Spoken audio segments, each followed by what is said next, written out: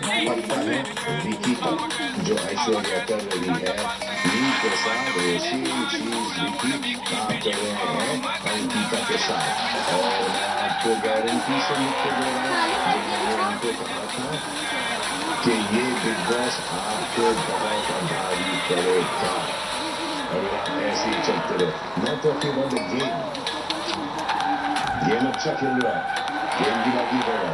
अपने पत्नी के साथ जो आपका एटीट्यूड है इस घर में वो ठीक नहीं है।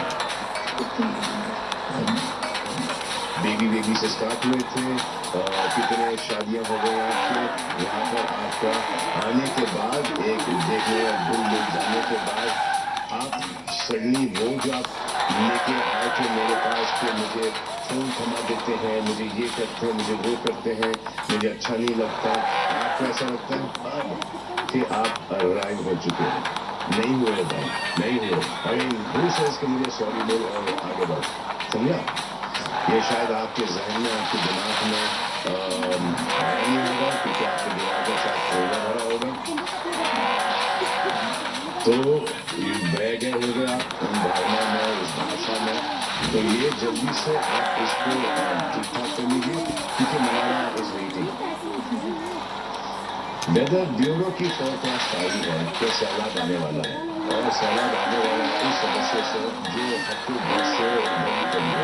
तो कुछ हमारे कुछ बोलने से पहले सैलाब बहा दो क्योंकि बहने वाला है, 100% बहने वाला है। चलिए मुद्दा हमारा नहीं है, मुद्दा आपका है, शिकायतें आपकी हैं। एक कुर्सी दो यार, हाँ स्टार्ट कीजिए उसके बाद मैं बोलूंगा। आज नॉट इंटरप्ट यू तो मैंने शुरू कीजिए।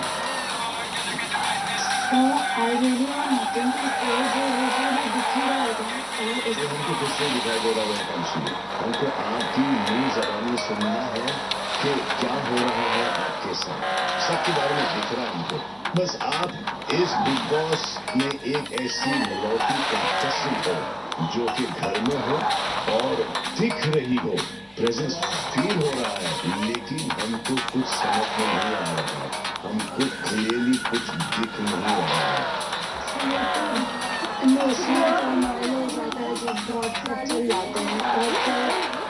अगर मेरे को लगता है कि if I am giving respect in return वो बातें आउट ऑफ प्रोपोर्शन हो जाती है और फिर और